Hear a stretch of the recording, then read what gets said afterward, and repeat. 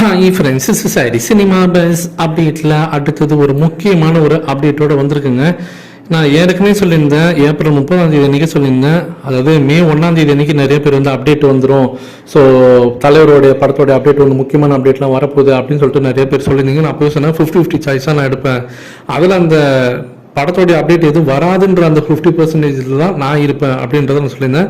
அதே போல் நேற்று மே 1 எந்த விதமான அப்டேட்டும் வரல. நிறைய பேர் என்கிட்ட கேட்குறது என்னன்னாக்கா, இந்த படம் 1000 கோடி அடிக்க போகுதுன்னு சொல்கிறாங்க, பெரிய லெவலில் பேன் இந்தியா லெவலில் ரிலீஸ் பண்ண போகிறோன்னு சொல்கிறாங்க, ஆனால் ஏன் ப்ரொமோஷனே பண்ண மாட்டாங்க அப்படின்னு சொல்லிட்டு எல்லாம் கேட்டிருந்தீங்க. ஆக்சுவலி ப்ரொமோஷன் எப்போ ஸ்டார்ட் பண்ணுவாங்க அப்படின்னு சொல்லிட்டு நான் விசாரித்து பார்த்த வரைக்கும் எப்படி ஜெயிலர் படத்துக்கு பண்ணாங்களோ அதே மாதிரி தான். ஆனால் என்ன கூடுதலாக ஒரு 10 நாள் பண்ணுவாங்க அப்படி தான். ஸோ அப்போ ஜெயிலர் படத்தோடைய இந்த ப்ரொமோஷன் பார்த்தீங்கன்னாக்கா ஜூன் மாதம் கடைசியில் தான் வந்து அந்த காவலா சாங் வந்ததுலேருந்து தான் அதோட ப்ரொமோஷன் ஸ்டார்ட் ஆச்சு. அப்படி பார்க்கும்போது அதுலேருந்து இன்னும் கூட இது படம் இன்னும் கொஞ்சம் நல்லா புஷ்அப் பண்ணணும், பாலிவுட்லாம் கொஞ்சம் ப்ரொமோஷன் பண்ணுறதுனால கூடுதலாக இன்னும் ஒரு 10 நாள் வச்சிங்களேன்.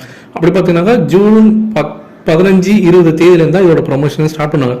ஸோ எப்படி பார்த்தாலும் இன்னும் ஒரு 1.5 மாதம் இருக்குது. ஸோ 1.5 மாதத்தில் பெருசாக ப்ரொமோஷன் ஸ்டார்ட் பண்ண மாட்டாங்க. மேபி அப்டேட் வேணால் வரலாம். ஸோ ரஜினி சார் இப்போ டப்பிங் பண்ணியில் ஈடுபட போகிறாரு. ஸோ அவருடைய மீதி போர்ஷன்ஸை டப்பிங் பண்ண போகிறாரு.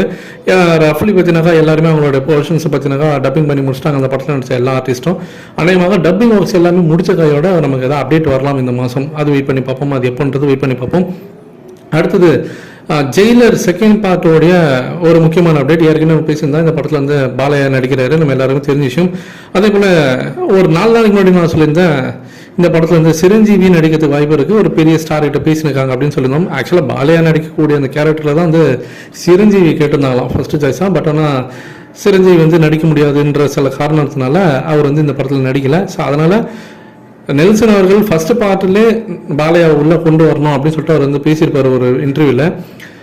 அதோடைய விளைவு தான் இப்போ வந்து என்ன பண்ணிட்டாங்க, நம்ம பாலையா தான் ஃபர்ஸ்ட் பார்ட்லேயே நம்ம பிளான் பண்ணோம், ஸோ அந்த ஒரிஜினல் பிளான் படியே போயிடுவோம் அப்படின்னு சொல்லிட்டு மறுபடியும் பாலையாட்ட பேசியிருக்காங்க. இப்போ தான் சமீபத்தில் அவருக்கு வந்து நேஷனல் வைடில் அவார்ட்லாம் கிடச்சிருந்தது. ஸோ அவார்ட்லாம் வாங்கிட்டு வந்த கையோட அவருக்கு வந்து ஒரு ஹாப்பி நியூஸ் சொல்லி அவரும் ஓகே சொல்லி ஒரு வாரம் கால் ஷீட்டும் கொடுத்துட்டாரு. ஸோ இந்த படத்தில் சிரஞ்சீவி கிடையாது, அது போல பாலையா கன்ஃபார்மாக நடிக்கிறாரு. இதுதான் உறுதியான தகவல் இப்போதைக்கு லேட்டஸ்டான அப்டேட். இதை பற்றி உங்களுடைய கருத்துக்கள் என்ன அப்படின்றது கீழே சொல்லுங்கள் ஃப்ரெண்ட்ஸ்.